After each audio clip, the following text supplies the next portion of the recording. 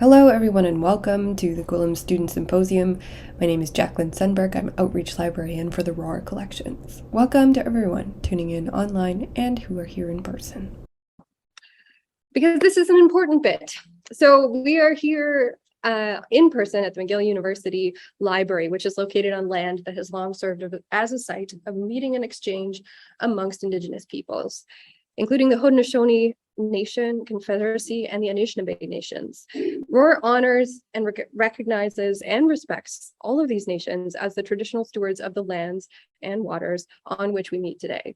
And our brick and mortar building is here in its massive brutalist bulk, and we're happy to be in it, but we're also cognizant that there are people joining from all over. So we wanted to give this acknowledgement of the place that we're in and welcoming you to this space.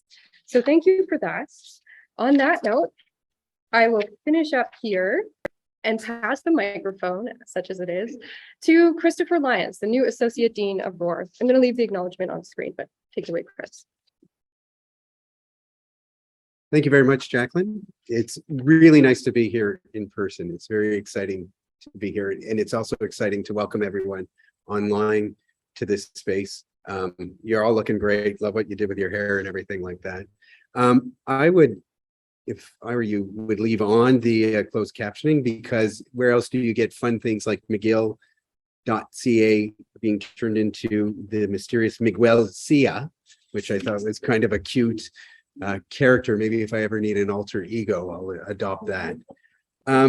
This is an exciting, really exciting moment for us, because really what it is a culmination of what we do as curators of collections. Material that we collect is wonderful, it's meaningful, but it's inert. And what it really takes are people to look at them, do something with them, discover with them, bring their creativity and genius to what we have. And that's what we're going to be celebrating today. And so it's wonderful to be here together, but it's wonderful to hear what a collection of someone 200 years ago, work that they did, which was collected and brought to McGill 100 years ago by someone else, is now 100 years later being turned into what you'll hear about today. So I want to celebrate and congratulate everyone who is involved in the Gwillim project. And this is some people in the room here at the moment, like Anna Winterbottom, Victoria Dickenson, and Lauren Williams, and some students who you'll meet both online and in person, and Anna, Rebecca, Emily, Hannah, Serafina, Seal, and Carle, and we'll all discuss the wonderful things that you're doing, and I'm very excited to do that. So I'm going to now invite my colleague, Lauren Williams, to come up and speak to you. And Lauren is one of the reasons why we're able to do this today, because she was hired a few years ago to curate the Blacker Wood collection, and despite COVID, has managed to do all kinds of wonderful things with it. She's also interested in other areas, in particular women printers. She also is a printer. So our Book Arts Lab has grown by leaps and bounds thanks to her ability to mind her P's and Q's. And that goes beyond her printing ability into her personality as well, which you'll discover when I invite her to address you. Thank you. All right. Hello, everyone, and welcome. It's wonderful to have you all with us today, whether in person or virtually. For those of you who I haven't met yet, and as Chris mentioned, I'm Lauren Williams, and I'm the librarian responsible for the Blacker Wood Natural History Collection. The Blacker Wood is home to the Elizabeth Gwillim collection of paintings, which we'll be focusing on today. The Blacker Wood collection was established in 1920 through the efforts of Dr. Casey Wood, an ophthalmologist. Not working anymore. Oh, there we go. Okay. He was an ophthalmologist who, toward the end of his medical career, became fascinated with the study of bird vision. This interest led him to begin collecting works on ornithology, but his library soon grew to include all aspects of zoology. After it was donated to McGill, the collection continued to grow, and it now includes material covering all of the natural sciences from the medieval period right up to the 20th century. In addition to books, the Blacker Wood collection also holds incredible manuscripts, field notebooks, journals, correspondence, and over 10,000 pieces of original artwork. In his efforts to build the collection, Casey Wood left no stone unturned. He employed agents all over the world to seek out and procure rare volumes for him, and he delighted in hunting down ever more rare books and other items to add to the library. On one trip to London in 1924, Wood visited what he called a small but select dealer in objets d'art to ask whether they had any old drawings or paintings of birds or other animals. Wood describes the dealer vaguely recalling a portfolio that had lain half forgotten in his cellar for decades. Upon him bringing it up, Wood discovered that this immense dust-laden but extremely well-made portfolio contained nearly 200 watercolor paintings of Indian birds, fish, and flowers made by a woman named Elizabeth Gwillim between 1801 and 1807. Wood recognized immediately that the paintings were by the hand of no mean draftsman and purchased them for the collection. At this time in history, women's contributions to science were still largely overlooked or sometimes dismissed as hobbies, but we're indebted to Wood for having recognized the inherent value and incredible accuracy and detail in Gwillim's work. If it wasn't for Wood's diligence on that day in 1924, we might never have been able to bring Gwillim's work and life to light through the Gwillim Research Project. When the collection first arrived at McGill, it was cataloged at the collection level, meaning it was described overall, but not much was recorded about Gwillim herself or about each individual painting. Over the years, a number of scholars and ornithologists have studied the collection and worked toward identifying the birds depicted in some of the paintings and on piecing together a few details of Gwillim's life. But it wasn't until Dr. Victoria Dickenson began working in the library over the last few years that we began to conceive of a larger scale project centered around the Gwillims and their time in India. As Victoria developed a worldwide research network to explore the paintings held at McGill, as well as a separate album of watercolors held at the South Asia Collection in Norwich, and the Gwillim sisters' correspondence held at the British Library, we realized that our knowledge about the sisters was still quite lacking, and a fair amount of initial research and documentation still needed to be done in order to support the needs of our scholarly network. As you'll hear about shortly, this incredible group of student research assistants made great strides in fleshing out these details through transcribing hundreds of pages of correspondence, conducting in-depth case studies of the Gwillims and their lives, developing the project website, confirming animal species attributions, and facilitating our virtual symposium series. All of this work has significant research value in itself, but is also incredibly valuable to the library, as it adds so much to our understanding and documentation of our collections. McGill's Collection Services Department does a wonderful job of describing our collections in the library catalog based on the information that is available to them within the collections themselves and through research. But as a busy department, their staff unfortunately would never have time to perform the sustained research over a number of years in order to flesh out the kind of information that was uncovered by our project group. But through collaborating with collection services and other library staff, we were able to adapt the information generated by the project so that it could be added to McGill's archival collections catalog. This in turn will be an incredible resource for future scholars who might be interested in exploring the Gwillim collection. Traditionally, the Blackerwood collection has been quite heavily used by international researchers. Perhaps because McGill University doesn't offer an official natural history program, we haven't often received a lot of visits from local students and faculty. But the research projects led by Victoria have really begun to change this trend, where at one time students might have been hard-pressed to name any of our special collections. By hiring so many local student research assistants, many are now familiar with the Blackerwood collection and have come back to use its resources for their own research projects. I imagine that Casey would be quite gratified to know that this collection of paintings he unearthed a century ago lends itself to such rich and rewarding studies of natural history. And the library is truly grateful to both Victoria and Anna and this incredible student team for their amazing work on this project. I'll hand things over to Victoria and Anna now to tell you more about the project itself. Thanks very much. Well, good morning, bonjour. It's a pleasure to be here. And I want to begin, though, by thanking Jacquelyn Sundberg and her team for coordinating this event, because it is a hybrid event and the technology allows us to welcome people from all over, actually, to this presentation. But it is wonderful as well to see people here in person in the room. So very exciting.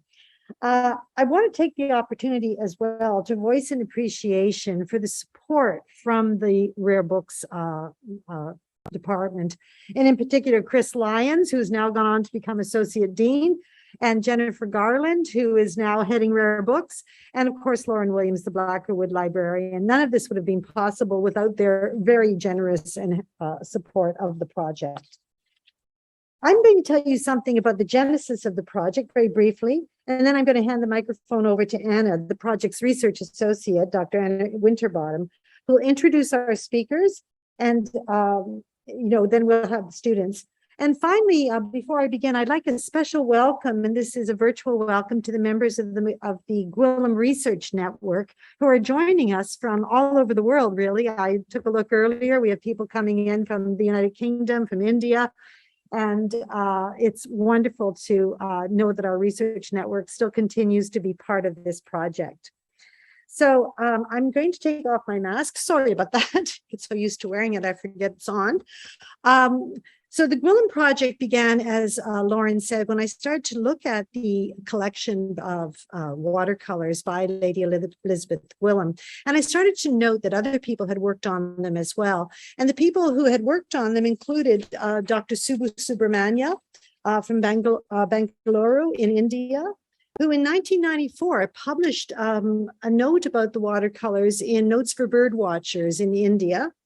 And he was not the only one. Dr. Jeffrey Spear from New York University, a literary scholar, worked with Eleanor McLean, the then librarian of Blacker Wood.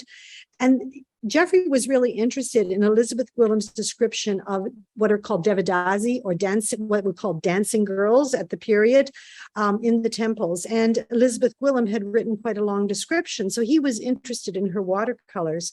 And Jeffrey actually got funding, which allowed McGill at the time to digitize, this is around 2006, to digitize the Gwillim collection, making it more easily available.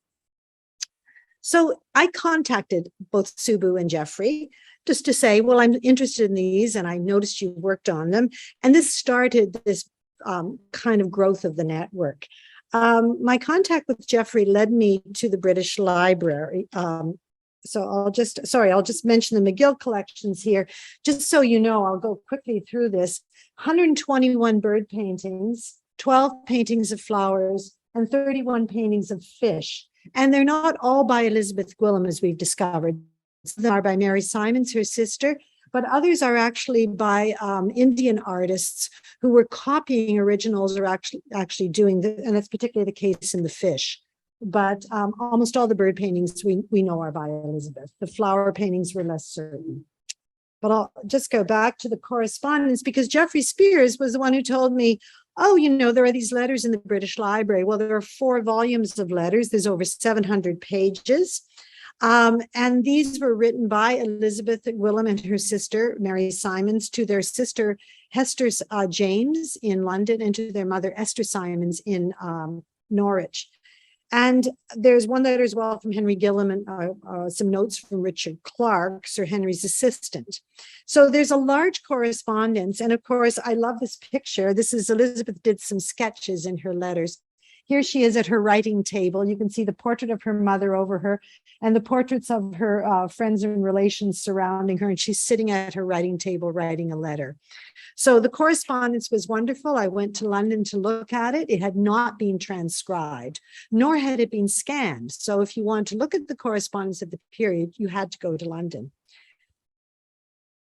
When I went to London and I looked at the correspondence and I started to look at people interested in any mention of the Gwillim materials, I came upon notice of a conference that had been held earlier, a year earlier, and it included reference to the Madras album, which was by Mary Simons, attributed to Mary Simons, and it was held by the South Asian Museum in Norwich. And so this led me to Dr. Ben Cartwright, and Ben Cartwright was the then curator of the museum, and he had looked at this wonderful Madras album. So while Elizabeth did mainly birds, flowers, and natural history, her sister Mary did portraits, genre scenes, landscape, and scenery. You'll hear more about these from our students. But this was the nub of the network then. We had the 3 collections. This research project started with the material culture. It started with the images and the text in the letters. We then realized there was enough here to really begin this larger project. And I applied for and received, fortunately, in 2019, a SSHRC Partnership Development Grant, which brought together not just the nascent network, but also a number of institutions: McGill, the Indian Ocean World Center at McGill, the South Asian Collection in Norwich, McGill Queen's University Press, who is publishing a book based on work by our students in the research network. It will be out in 2023. The Aga Khan Museum in Toronto, and the Centre for World Environmental History at the University of Sussex. So those were our partners. We also received funding from the Shastri Indo-Canadian Foundation, which brought into the network IIT in Madras and the Dakshina Chitra Museum, also in Chennai.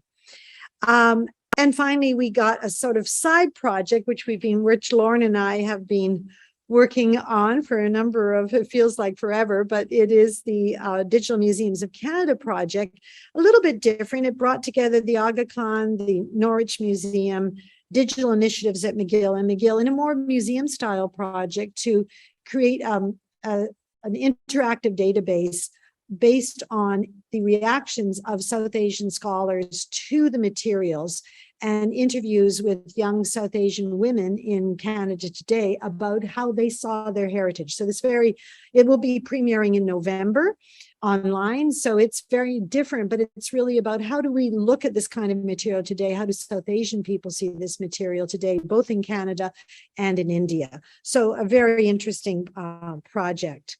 And I'm going to end just by saying, I cannot say enough about the importance of the research network. It started with this small group of people. It expanded to over 50 scholars and researchers, curators, librarians, and students in Canada, India, the UK, and the US. We were originally going to meet, a small group were going to meet here in McGill in April of 2020. And as you probably can guess, that was not going to happen. We, however, and very quickly, and again, thanks to the students, segued to an online symposium using what was then a new technology of Zoom. And we worked with a symposium online. We had 9 sessions, and the sessions are on YouTube. We attracted hundreds of people to each session. And on YouTube, over 10,000 views on YouTube. So this expanded the project in ways we could not have imagined. So thanks to this technology, we have been able to reach a far larger audience internationally than we could have ever hoped to reach. And it continues through our website and through the YouTube videos to continue to reach audiences. And we know that these sessions will also be part of that ongoing legacy of the Gwillim project.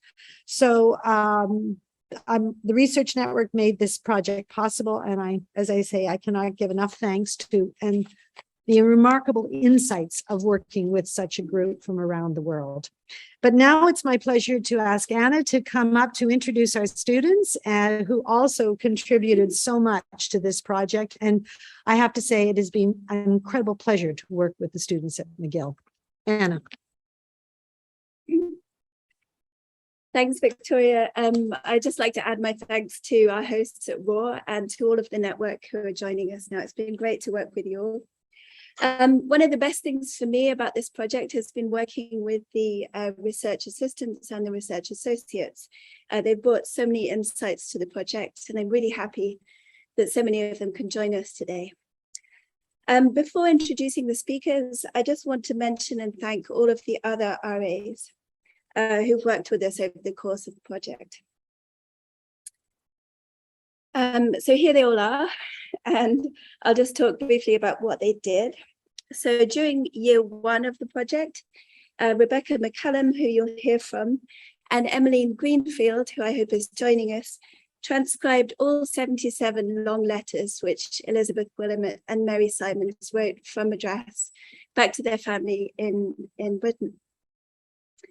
Also in year 1, Nora Shalan coordinated the seminar series, and Emily Zinger, who you'll hear from shortly, was the technical director. So she figured out Zoom for us.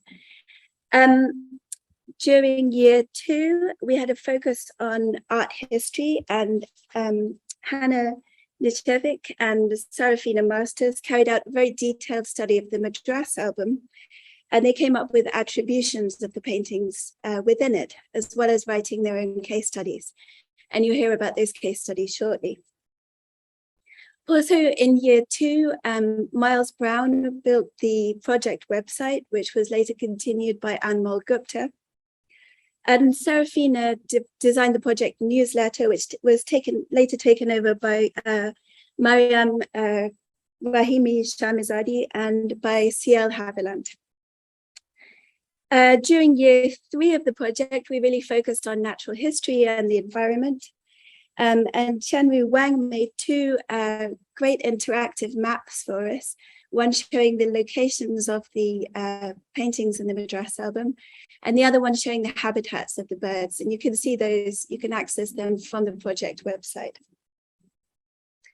C.L. Haviland and Carly Nichols further developed the website, and they wrote case studies on transporting plants and observing the weather. And you'll hear from them about those soon.